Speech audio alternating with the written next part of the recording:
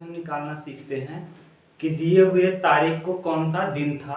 ये कैसे निकालेंगे इसको हम लोग आज सीखते हैं। देखिए, हमको पता होना चाहिए कि पहले लीप वर्ष क्या होता है और साधारण वर्ष। लीप वर्ष किसे कहते हैं? यदि किसी वर्ष में 4 का भाग चला जाए तो उसे हम लीप वर्ष कहते हैं। जैसे 2016 है तो 2016 एक लीप वर्ष है, क्योंकि इसमें 4 का भाग देंगे तो 4 से पूरा कट जाएगा। 4 से पूरा कटाने का नियम होता है कि अंतिम के 2 अंक को देख लेना चाहिए। अंत में कितना है? 16। 16 में 4 का भाग चला जाएगा, 4 चौके 16 पूरा कट जाएगा। इसका मतलब जो सन 2016 है वो क्या है? लीप वर्ष है। अब लीप वर्ष का मतलब क्या होता है? लीप वर्ष का मतलब होता है सभी दिन समान होंगे, लेकिन जो फरवरी होगी लीप वर्ष की वो कितने की होगी? 29 की। यानी ऐसा वर्ष जिसका फरवरी 29 का हो उसे हम क्या कहते हैं? लीप वर्ष कहते हैं। अब लीप वर्ष में फरवरी 29 की होगी तो हमें पता कैसे चलेगा कि वह लीप वर्ष है? 4 का भाग दे करके। 4 का भाग देने पर अगर पूरा पूरा कट जाए तो ऐसी स्थिति में दिया हुआ वर्ष लीप वर्ष होता है। लीप वर्ष कौन है? जैसे मान लीजिए 2016 है, अगर हम 2020 की बात करें तो 2020 भी क्या है? लीप वर्ष है। 4 का भाग देंगे तो 4 पंचे 20, यानी पूरा कट जाएगा। तो इसका मतलब यह भी लीप वर्ष है और इसकी भी फरवरी जो है वो कितने की होगी? 29 की। इसकी भी फरवरी 29 की होगी। तो जो भी साल 4 से कट जाता है उसे हम कहते हैं लीप वर्ष। लेकिन यह हमेशा सत्य नहीं होता। कभी कभी ऐसा होता है कि लीप वर्ष, देखिए 16/4/20, 4 साल बाद आया, फिर 20/4/24, तो 2024 भी क्या होगा? लीप वर्ष होगा। तो हर 4 साल 4 साल पे लीप वर्ष दिखता है। यह हमेशा जरूरी नहीं है, क्योंकि 1896 देखिए, 1896 क्या है? लीप वर्ष है। इसको 96 को 4 से भाग देंगे तो 24 चौका 96, यानी पूरा कट जाएगा। तो ये लीप वर्ष है, लेकिन 96 में 4 जोड़ेंगे तो 1900 आ जाएगा, और 1900 एक लीप वर्ष नहीं है ना। तो 1900 के बाद 1904 लीप वर्ष है। अभी आपको बताया गया कि जरूरी नहीं है कि हर 4 साल में लीप वर्ष आए। देखिए यहाँ तो 1896 लीप वर्ष है, लेकिन 1900 लीप वर्ष नहीं है, 4 वर्ष बाद ही है फिर भी। तो यहाँ 4 साल इधर, 4 साल इधर, 4 8 साल, यानी ये लीप वर्ष आने में कितना वर्ष लग गया? 8 वर्ष। तो माने हर जरूरी नहीं है कि हर 4 साल में आपको लीप वर्ष देखने को मिल जाए। कभी कभी 8 साल में लीप वर्ष देखने को मिलता है। देखिए 8 वर्ष हो गया, तो यानी अब कैसे चेक करेंगे कि 8 वर्ष में कब लीप वर्ष आएगा? ये जब भी लास्ट में 2 जीरो दिखे तो वह शताब्दी वर्ष कहलाता है। जैसे 1900 एक शताब्दी वर्ष है, और शताब्दी वर्ष को लीप वर्ष निकालने के लिए 4 का भाग नहीं बल्कि 400 का भाग दिया जाता है। 400 से काटेंगे तो 419 नहीं कटेगा, इसका मतलब लीप वर्ष नहीं है। 1800 में अगर हम लोग भाग देंगे तो अगर अंत में 2 जीरो आ जाए तो ऐसी स्थिति में वह साधारण वर्ष नहीं होता बल्कि शताब्दी वर्ष कहलाता है। और इसको लीप वर्ष निकालने के लिए 400 का भाग देते हैं, 400 का नहीं। ये भी नहीं लीप वर्ष है। जैसे 1700 है, 1700 भी लीप वर्ष नहीं है। जब भी अंत में 2 जीरो दिखे तो हमें प्रयास करना चाहिए कि किसका भाग देना है? 400। अंत में अगर 2 जीरो है तो 400 से भाग दे करके लीप वर्ष चेक किया जाता है। और अगर अंत में कुछ जीरो नहीं है, 2 जीरो, तो ऐसी स्थिति में हमें 4 का भाग देके लीप वर्ष निकालना सीखना होता है। जैसे 2000 है तो 2000 में देखिए अंत में 2 जीरो है, तो इसमें अब हम 400 का भाग देंगे तो 0 से 0 कटेगा और ये कट जाएगा। इसका मतलब सन 2000 जो था वह लीप वर्ष था। तो अभी आपने क्या सीखा? ये सीख लिया कि लीप वर्ष कब आता है और साधारण वर्ष कैसे निकालेंगे। तो 4 का भाग देने पर अगर कट जा रहा है तो इसका मतलब दिया गया समय लीप वर्ष है, और अगर 400 का भाग देने पर नहीं कट रहा है तो इसका मतलब दिया गया समय लीप वर्ष नहीं है बल्कि साधारण वर्ष है। कभी कभी लास्ट में 2 जीरो आता है तो वो ऐसा वर्ष शताब्दी वर्ष कहलाता है, उसमें 400 का भाग दे दिया जाता है। तो ये तो हुआ लीप वर्ष वाली कहानी। अब लीप वर्ष में आपको पूछेगा कि पहले 100 साल में, तो पहले 100 वर्षों में कितने लीप वर्ष थे? तो पहले 100 वर्षों में इधर वर्ष है ईयर यानी वर्ष, और इधर आ जाएगा लीप ईयर। तो पहले 100 वर्षों में कुल कितने लीप ईयर थे, पहले 200 वर्षों में कुल कितने लीप ईयर थे, पहले 300 वर्षों में कुल कितने लीप ईयर थे, और पहले 400 वर्षों में कुल कितने लीप ईयर थे। प्रश्न पूछा गया है। तो पहले 100 वर्ष में कुल 24 लीप ईयर थे। किसका भाग दे देंगे, 100 का। 4 का, जब 4 का भाग देंगे तो 25 आएगा। लेकिन अंत में देखिए 100वां वर्ष है और 100 में 4 का भाग चला जाएगा, जबकि यह शताब्दी ईयर है, इसमें 400 का भाग दिया जाएगा। जब कटाएंगे तो नहीं कटेगा, इसका मतलब 100वां वर्ष जो है वह लीप ईयर नहीं है, इसलिए 25 न होकर के 25 - 1 यानी कितना, 24 ही लीप ईयर आएगा। तो यानी प्रथम 100 वर्षों में 24 लीप ईयर। फिर 200 वर्षों में, अब अगर 4 का भाग 200 में देंगे तो 4 का भाग 200 में देने पर आ जाएगा 50, लेकिन 50 नहीं होगा। पहले 200 वर्षों में केवल 48 ही लीप वर्ष होंगे, क्योंकि 100वां वर्ष और 200वां वर्ष 4 से कट गया, लेकिन लीप वर्ष नहीं है। क्यों नहीं है, क्योंकि लास्ट में 2 जीरो है, हम 400 से चेक करेंगे तो ये दोनों नहीं कटेंगे, इसका मतलब ये दोनों लीप वर्ष नहीं है, यहाँ जोड़ लिए गए थे, इसीलिए 50 - 2 कर देंगे तो क्या आ जाएगा, 48। तीसरे वर्ष, पहले 300 वर्षों में तो यहाँ क्या काम करेंगे, यहाँ 72 ही लीप वर्ष होगा, क्योंकि 100वां वर्ष, 200वां वर्ष और 300वां वर्ष 400 से नहीं कटेगा। इसका मतलब ये तीनों के तीनों लीप वर्ष नहीं है। यानी अगर 300 में जब हम 4 का भाग देंगे तो 75 आएगा, और 75 में से 3 घटा देंगे, 75 - 3 यानी कितना, 72। अब यहाँ प्रथम 400 वर्षों में पूरा मिला के 97 लीप वर्ष होगा। 97 क्यों हो गया, क्योंकि 100वां वर्ष नहीं कटेगा 400 से, 200वां वर्ष 400 से नहीं कटेगा, 300वां वर्ष 400 से नहीं कटेगा, लेकिन 400वां वर्ष जो है वो 400 से क्या हो जाएगा, कट जाएगा। इसका मतलब ये है, ये नहीं है, ये नहीं है, ये नहीं है। तो यानी अगर हम 400 में 4 का भाग दे देंगे तो 100 आ जाएगा। अब 100 में हम लोग 4 नहीं घटाएंगे, 3 ही घटाएंगे, तो 100 - 3 यानी कितना आ जाएगा, 97। तो पहले 100 साल में कितने लीप ईयर हैं, 24। पहले 200 सालों में कितने लीप ईयर्स हैं, 48। पहले 300 सालों में 72 और पहले 400 सालों में 97। तो यानी आपने सीख लिया कि लीप वर्ष कैसे निकालते हैं, अगर शताब्दी वर्ष हो तब लीप वर्ष कैसे निकालते हैं, और पहले 100 साल, पहले 200 साल, पहले 300 साल और पहले 400 साल में कितने लीप वर्ष होते हैं। तो पहले 100 साल में 24, पहले 200 साल में 48, पहले 300 साल में 72 और पहले 400 साल में 97। अब इसके बाद हमको क्या देखना है, इसी का ओड डेज निकालना सीख लेना है। ओड डेज कैसे निकालेंगे, अब देखिए, अब ओड डेज निकालने का ट्रिक है, कुछ नहीं, इसी को कहा जाता है शेषफल। जो आता है 7 से भाग देने पे जो शेष आता है वही कहलाता है विषम दिन। यदि हम किसी संख्या में 7 का भाग दे देंगे तो जो शेष बचेगा वही कहलाता है विषम दिन। अब विषम दिन कैसे निकालेंगे, जैसे मान लीजिए 31 है तो 30 है, तो 30 में 7 का भाग देंगे तो 7 चौके 28, यानी शेष आ जाएगा 2। यही शेष कहलाता है विषम दिन। इसी को हम कहते हैं, शेष को ही हम कहते हैं विषम दिन। विषम दिन, विषम दिन। जैसे 31 है तो 31 में अगर हम 7 का भाग देंगे तो 7 चौके 28 आ जाएगा, शेष कितना, 3, यानी यहाँ शेष आएगा 3। तो अगर शेष 3 आया तो इसी को हम लोग कहते हैं विषम दिन। और अगर मान लीजिए आ गया कितना, अगर मान लीजिए 28 का महीना है तो हम 7 का भाग देंगे तो 7 चौके 28, कंप्लीट कट जाएगा, यानी यहाँ विषम दिन हो जाएगा 0, यहाँ विषम दिन कितना, 0। तो विषम दिन निकालने का तरीका है 7 का भाग देने पर जो शेष आता है वही कहलाता है विषम दिन। किसी भी समय में 7 का भाग दे दिया जाए तो जो शेष बचेगा वही कहलाएगा क्या, विषम दिन।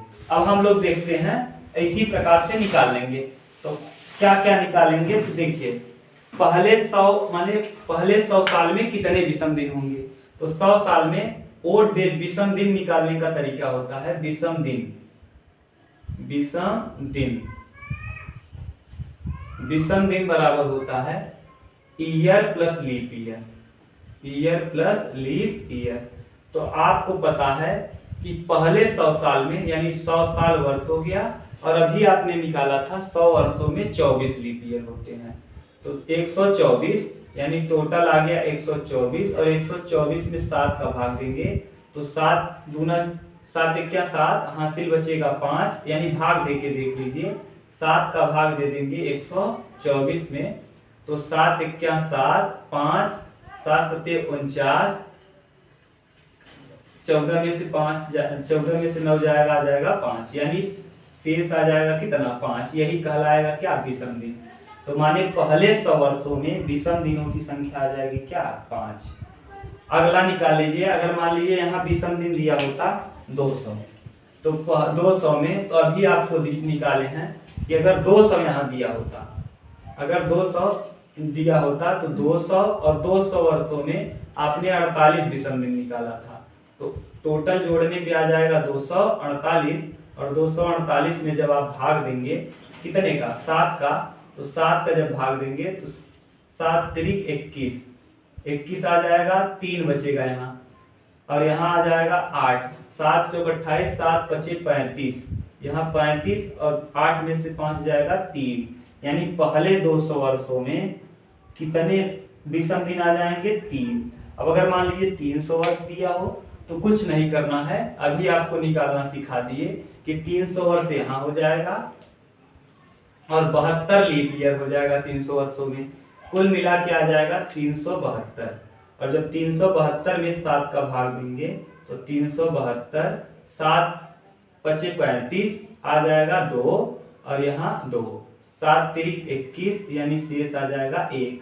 तो पहले 300 वर्षों में आ जाएगा शेष कितना 1, और पहले 400 वर्षों को निकाल लीजिए बच्चों।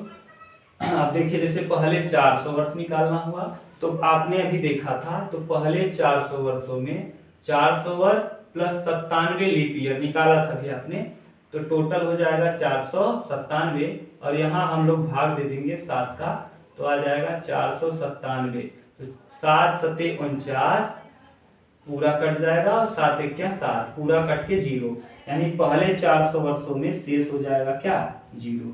अब इसी की सहायता से हम लोग कुछ भी निकाल सकते हैं, चाहे जो दिया हो। जैसे देखिए अभी आपने देख लिया कि पहले 100 वर्षों में 5, अगर मान लीजिए दिया हो 700 वर्ष, तो कुछ नहीं करना है बच्चों, इसको 2 भाग में तोड़ देना है, एक लिखना है 400 और एक लिखना है 300।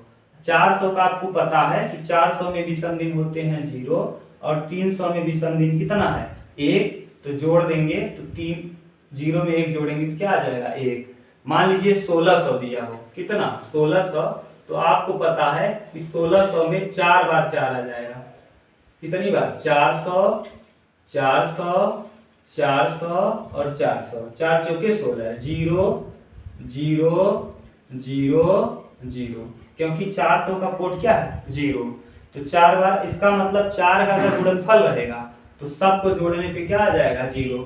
जैसे यही मान लो 1700 होता तो आप क्या करते 1700 लिख लेते, 1700 को लिख देते 1600 और प्लस 100, तो 1600 का मतलब क्या 0, और 100 का मतलब क्या हो जाएगा 100 का मतलब हो जाएगा 5, तो 100 का मतलब 5 और 1700 का मतलब 0, तो यहाँ जोड़ देंगे जब बच्चों तो आ जाएगा कितना 5, यानी 5 आ जाएगा विषम दिन। मान लीजिए 1900 दिया होता, कितना 1900, तो 1600 प्लस 300, 16 प्लस 3, 16 17 18 19, 1600 का मतलब 0 और 300 का मतलब बच्चों 300 का मतलब क्या 1, तो आ जाएगा कितना 16 3 19 यानी 1। तो इस तरीके से हम लोग निकालना सीखेंगे। अब देखिए हम देखते हैं किसी भी दिन को कैसे हम ये ज्ञात करेंगे कि कौन सा दिन होगा, किसी भी तारीख को कौन सा दिन होगा, इसको कैसे ज्ञात करेंगे। तो जैसे आज हम लोग देख लेते हैं कि कोई ऐतिहासिक महत्वपूर्ण कैलेंडर हम लोग देखेंगे जो आपके इतिहास से रिलेटेड हो, जैसे आपका 15 अगस्त 1947 या फिर 26 जनवरी 1950। तो अभी आपको पता है कि 15 अगस्त 1947 को कौन सा दिन था, तो 15 अगस्त 1947 को कौन सा दिन था इसको निकालना हुआ। तो एक तरफ हम लिख लेंगे डेट को और एक तरफ लिखेंगे ईयर को। इस तरफ है अगस्त, तो अगस्त से पहले कौन कौन महीना आएगा उसको लिख लेंगे। जनवरी आएगा, फरवरी आएगा, मार्च आएगा, अप्रैल आएगा, मई आएगा, जून आएगा, जुलाई आएगा और अगस्त। अगर आपको नहीं पता हो तो जनवरी में 31 दिन होते हैं, 31 में विषम दिन, 7 का 7 चौक 28, 3 शेष आ जाएगा। फरवरी में 28 दिन होते हैं, 7 का भाग देने पर 0 शेष आएगा, यहाँ शेष लिखा जा रहा है, शेष। मार्च में 31 दिन होता है, 31 में जब भाग देंगे 3। अप्रैल में 30 दिन होता है यानी 2 शेष आएगा। मई में 31 दिन होता है, 3 शेष आएगा। जून में 30 दिन होता है, 2 शेष आएगा। जुलाई में 31 दिन होता है, 3 शेष आएगा। अगस्त में 31 दिन होता है, 3 शेष आएगा। सितंबर में 30 दिन होता है, 2 शेष आएगा। अगस्त में अक्टूबर में 31 दिन होता है, 3 शेष आएगा। सितंबर अक्टूबर नवंबर में बच्चों 30 दिन होता है, 2 शेष आएगा। और दिसंबर में 31 दिन होता है, 3 शेष आएगा। तो शेष यहाँ लिखा गया है, 7 का भाग दे दे करके शेष को लिख दिया गया है। तो ये शेष कैसे आएगा, और आपको फरवरी चाहे लीप वर्ष का हो चाहे साधारण वर्ष का, हमेशा 28 ही लेना है, जिस तरीके को हम बता रहे हैं। तो ये हो जाएगा शेष निकालने का। तो आपने देख लिया जनवरी में शेष 3 दिन आ जाएगा यानी 3, फरवरी में 0, मार्च में 3, अप्रैल में 2, मई में 3, जून में 2, जुलाई में 3 और अगस्त में 15 तारीख तक है, यानी 15 अगस्त तक है। तो यानी 15 में जब हम भाग देंगे बच्चों 7 का, तो शेष आ जाएगा कितना, 1, यानी अगस्त यानी 15 लिख लीजिए या फिर 1 ही लिख लीजिए। 15 लिखिए या 1 लिखिए, मतलब सेम है।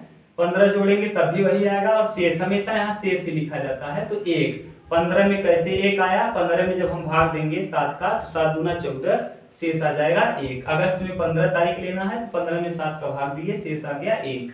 यानी अब इसको जोड़िए, 3 3 6 2 8 3 11 और 2 13, 13 3 16 और 1 17। अब 17 में जब भाग देंगे बच्चों 7 का, तो 7 दूना 14 और शेष आ जाएगा क्या, 3। यानी यहाँ हमेशा शेष ही लिखना है, शेष आ जाएगा 3।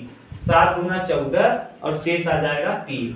अब क्या करेंगे, 1947 पूछा है, लेकिन 1947 पूरा साल बीता नहीं है, तो हम 1946 तक ही लेंगे और 1946 में ऐसे लिख लेंगे। अब आपको क्या करना है, जैसे अभी बताए थे, यानी 1900 प्लस 46, 1900 प्लस क्या 46। तो 1900 में अभी आपको निकालना सिखाए थे बच्चों कि 1900 को आप तोड़ देंगे, 1900 को 2 भाग में तोड़ेंगे, एक को लिखेंगे 1600 और एक को लिखेंगे 300। 1600 का मतलब हो जाएगा 0 और 300 का मतलब देखिए बच्चों कितना, 1।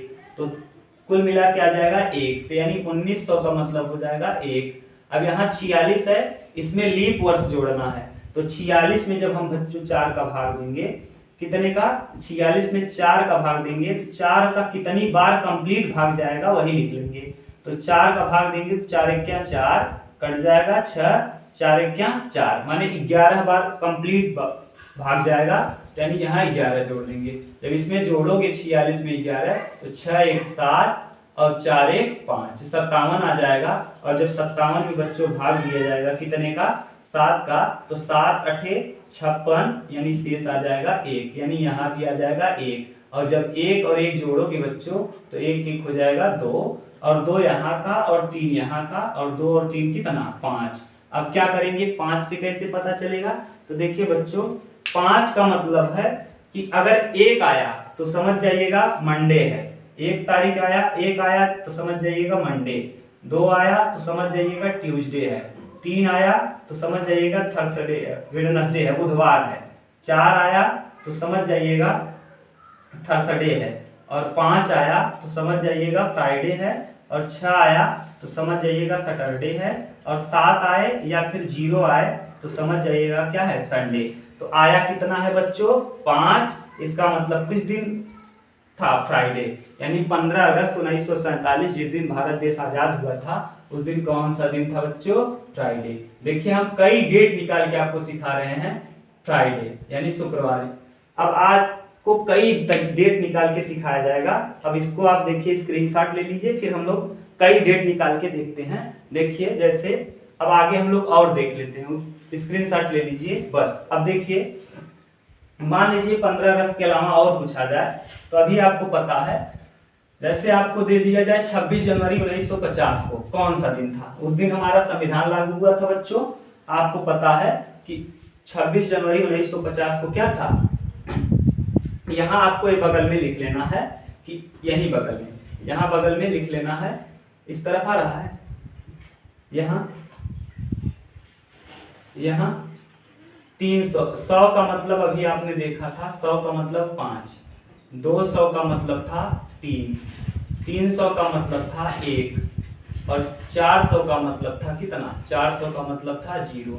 ये कहाँ से आया बच्चों, ये भी आपको बता दिए हैं, जहाँ से आया है कंप्लीट बताया गया है। जैसे मान लीजिए आपको दे दिया है 26 जनवरी 1950, अब आपको ये निकालना है, तो कुछ नहीं करना है, एक तरफ मंथ वाला लिखना है, एक तरफ डेट वाला।